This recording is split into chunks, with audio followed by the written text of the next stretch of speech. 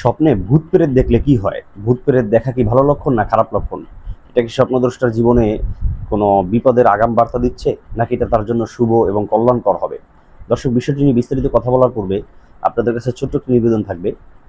যারা নিয়মিত স্বপ্নের ব্যাখ্যা, জীবন সংশ্লিষ্ট যে কোনো মাসআলা মাসাইল কিংবা কোনো আমল বিষয়ে জানতে চান, আমাদের চ্যানেলটি নির্দ্বিধায় সাবস্ক্রাইব করতে পারেন। এবং হুবহু আমাদের পেজ আছে, সেই পেজেও আমরা নিয়মিত একই ধরনের ভিডিওগুলো আপলোড করে থাকি। তো আপনি যদি চান যে আপনার ফেসবুকে স্ক্রল করতে গিয়ে এই ধরনের ইসলামিক ভিডিওগুলো আসুক, কিংবা ইউটিউব চ্যানেলে যেটার মাধ্যমে আপনি নির্ভরযোগ্য সূত্রে অথেন্টিক সমস্ত গ্রন্থ থেকে প্রমাণ সহকারে স্বপ্নের যে কোনো ব্যাখ্যা জানতে পারবেন, তাহলে অবশ্যই নির্দ্বিধায় আমাদের চ্যানেলটি সাবস্ক্রাইব করতে পারেন। দর্শক, আজকে যে বিষয়টি নিয়ে কথা বলবো, যদি ভূত প্রেত কেউ স্বপ্ন দেখে তাহলে এর তিনটি ধরন হতে পারে। এক নম্বর হলো প্রতিদিন নিয়মিত সে এ ধরনের ভূত স্বপ্ন দেখছে অথবা বদজিন স্বপ্ন দেখছে, তাহলে সেটা মোটেও ভালো লক্ষণ না।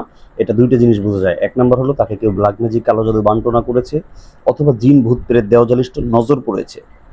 এই দুইটার যে কোনো একটা কারণে সে বরংবার স্বপ্নে এই ভূত প্রেত, বদজিন এগুলো দেখছে।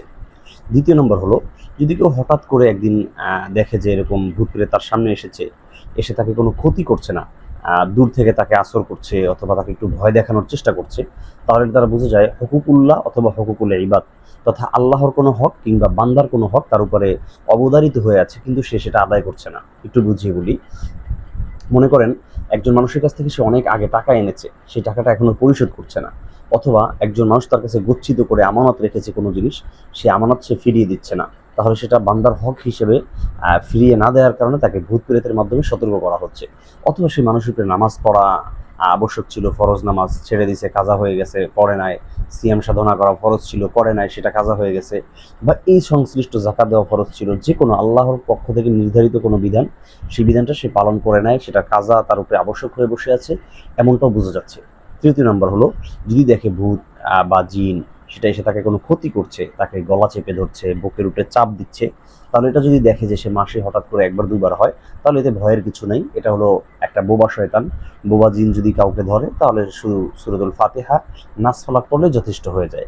কিন্তু যদি এরকমটা বরংবার হয়, তাহলে অবশ্যই সেটা ট্রিটমেন্ট করতে হবে। যে কোনো বিষয়ে যদি চিকিৎসা নিতে চান, অবশ্যই আমাদের সাথে যোগাযোগ করবেন। ডিসক্রিপশন বক্সে পেজের লিঙ্ক থাকবে, ইনশাল্লাহ আমার সাথে সেখানে মেসেজ দিয়ে কথা বলতে পারবেন।